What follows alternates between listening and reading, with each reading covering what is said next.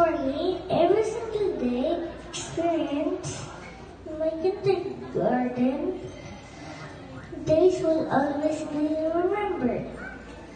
To our beloved SGAA, thank you for providing us.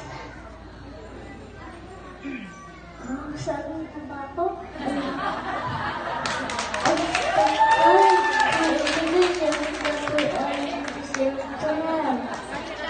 Lastly, to our Almighty God, who has always been a protector, our great provider. Without Him, we can do nothing.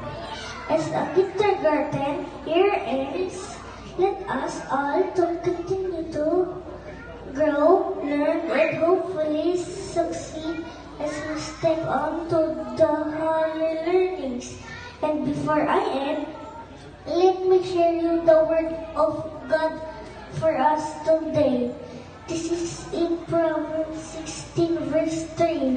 Commit to the Lord whatever you do, and your plans will succeed. Amen. Congratulations to all of us. We did it!